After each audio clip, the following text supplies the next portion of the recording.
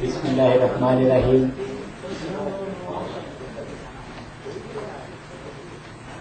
বঙ্গবন্ধু পরিষদ দক্ষিণ কোরিয়া শাখার আয়োজিত আজকের এই শোকসভায় দূর দূরান্ত থেকে মুজিব আদর্শের সৈনিক ভাইয়েরা আমার অনেক কষ্ট করে এখানে উপস্থিত হয়েছেন। শত কর্মব্যস্ততার মধ্যে আপনারা এসেছেন শোকসভার আয়োজনে। আমি আমার পক্ষ এবং বঙ্গবন্ধুর পক্ষ থেকে লাল গোলাপ শুভেচ্ছা এবং আমার অন্তরস্থল থেকে সবাইকে আমার সালাম, আসসালামু আলাইকুম। যার অবদান এই বঙ্গবন্ধু পরিষদে যথেষ্ট রয়েছে।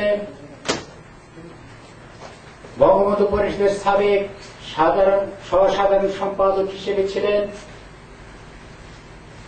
যার শ্রম পরিশ্রমের মধ্যে বঙ্গবন্ধু পরিষদকে এই পর্যন্ত এগিয়ে নিয়ে এসেছে, আসতে পেরেছি। তিনি আজকে এই শোকসভা পরিচালনা করবেন। আমি বঙ্গবন্ধু পরিষদের সাবেক সাধারণ সম্পাদক বাবুল চন্দ্রগুপ্ত বাবুলকে আমার পক্ষ থেকে আজকের এই শোকসভা পরিচালনার জন্য আমি অনুরোধ করছি।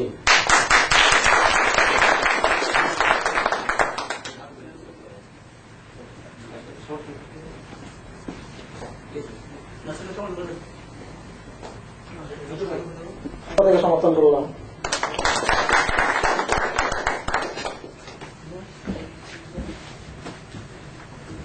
দূর দূরান্ত থেকে আগত আমার মুজিব সৈনিক ভাইয়েরা, আপনারা এত ব্যস্ততার মাঝে এখানে এসে উপস্থিত হয়েছেন, এর জন্য দক্ষিণ কোরিয়া বঙ্গবন্ধু পরিষদের পক্ষ থেকে আজ যেহেতু শোক দিবস, আমাদের এই অনুষ্ঠানে আজ জাতীয় শোক দিবস, আমাদের প্রোগ্রামে আজকে হাততালি বন্ধ।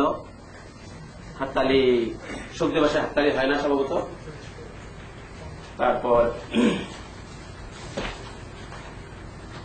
আমি আজকের এই জাতীয় শোক দিবস অনুষ্ঠানে দক্ষিণ কোরিয়া বঙ্গবন্ধু পরিষদের সংগ্রামী সিনিয়র সহসভাপতি এবং বর্তমান আহ্বায়ক কমিটির আহ্বায়ক মোহাম্মদ হারুন পাশা ভাইকে তার আসন গ্রহণ করার জন্য অনুরোধ করছি।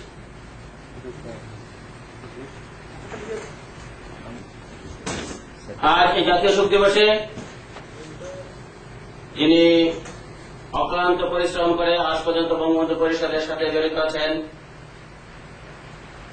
আজকের এই বঙ্গবন্ধু পরিষদ জাতীয় শোক দিবস উদযাপন কমিটির আহ্বায়ক, সাবেক কমিটির সিনিয়র সহসভাপতি,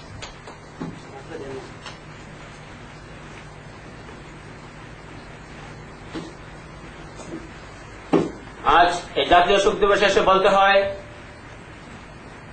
এই দক্ষিণ কোরিয়াতে এই ভক্ত, তাই তো আমরা সবাই মুজিবেরই ভক্ত। আজকের এই জাতীয় শোক দিবসে আমি কোরআন তেলাওয়াত করার জন্য মঞ্চে আহ্বান জানাচ্ছি শেখ মোহাম্মদ শামীম সাহেবকে। শেখ মোহাম্মদ শামীম সাহেব।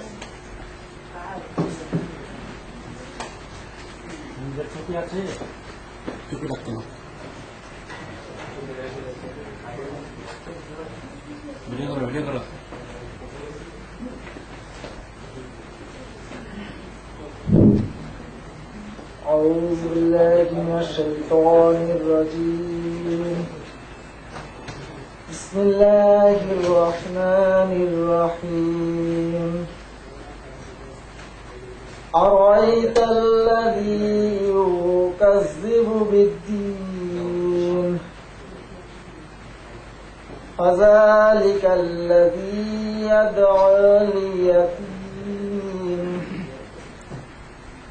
ولا يحض على طعام المسكين فويل للمصلين الذين هم عن صلاتهم ساهون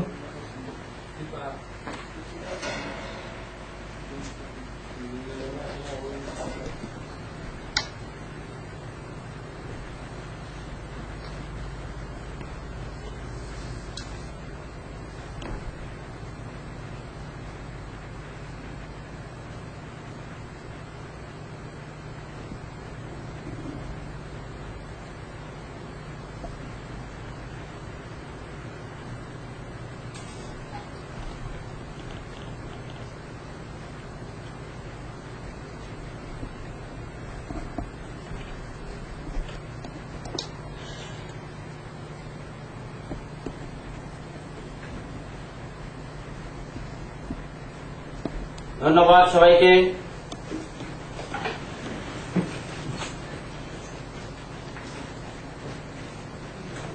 আজ এই প্রত্যন্ত অঞ্চল দূর দূরান্ত থেকে আগত আমার মুজিব সৈনিক ভাইরা, আপনারা জানেন 1975-এর 15 আগস্টের কালো রাত্রিতে বাঙালি জাতির জনক, বাংলার স্থপতি, বাঙালি জাতির শ্রেষ্ঠ সন্তান বঙ্গবন্ধু শেখ মুজিবুর রহমানকে এবং তার পরিবার সহ সবাইকে নির্মমভাবে হত্যা করা হয়েছিল। সেই দিন সেই 10 বছরের শিশু রাসেল চিৎকার করতে করতে বলেছিল যে আমাকে মেরো না, আমি কোনদিন পরিচয় দেব না যে আমি শেখ মুজিবের ছেলে। কিন্তু সেই নরপশুরা সেদিন রাসেলকেও ছাড়েনি। আজ সেই বাংলাদেশে সেই পাকিস্তানের দোসরদের আবার আনাগোনা চলছে। আমি আজ আপনাদের সামনে বঙ্গবন্ধুকে নিয়ে ছোট একটা আবৃত্তি করতে চাই। হে জাতির জনক, আমরা ঘাতক, আমরা খুনি, আমরা তোমাকে হত্যা করেছি। হে বাংলার স্থপতি, 6 দফা বাস্তবায়নে তুমি তোমার যৌবনের 24টি বছর জেলে কাটিয়েছ, আমরা তোমাকে হত্যা করেছি। হে বাংলার সৃষ্টি, তুমি আমাদের একটি মানচিত্র দিয়েছ, আমরা তোমাকে হত্যা করেছি। হে রাখাল রাজা মুজিব, সবুজ গাছের বুকে সাথে স্মরণ করছি সে 1975-এর 15 আগস্টের কালো রাত্রিতে নির্মমভাবে যারা হত্যা হয়েছিলেন। সেই সাথে আমি স্মরণ করছি 1971-এর স্বাধীনতা যুদ্ধে যারা নির্মমভাবে শহীদ হয়েছেন। আমি আর শ্রদ্ধার সাথে স্মরণ করছি 2004 সালের নিজামী খালেদা জোট সরকারের গ্রেনেড হামলায় জননেত্রী শেখ হাসিনাকে হত্যার উদ্দেশ্যে যেই বৃষ্টির তাজা প্রাণ ঝরে গিয়েছিল। আমি শ্রদ্ধার সাথে স্মরণ করছি তাদের। আমি শ্রদ্ধার সাথে স্মরণ করছি বাংলাদেশ আওয়ামী লীগের জন্মলগ্ন থেকে তথা 1945 সাল থেকে 2008 পর্যন্ত বঙ্গবন্ধুর সৈনিক ভাই বোনেরা যারা শহীদ হয়েছেন। যে মুজিবের জন্ম না হলে বাংলাদেশের জন্ম হতো না। যে মুজিবের জন্ম না হলে আমরা এই দক্ষিণ কোরিয়ার মাটিতে দাঁড়িয়ে বলতে পারতাম না আমরা বাঙালি। যারা মুজিবের জন্ম না হলে সারা জীবন পাকিস্তানের দাবিদারি করতে হতো। সেই পাকিস্তানের কূট চক্রান্তে জাতির জনক বঙ্গবন্ধু শেখ মুজিবুর রহমানকে আমেরিকার সিআইএ এজেন্ট, পাকিস্তান সবাই মিলে যে বঙ্গবন্ধু যখন বিশ্ব নেতাতে রূপান্তরিত হয়েছিলেন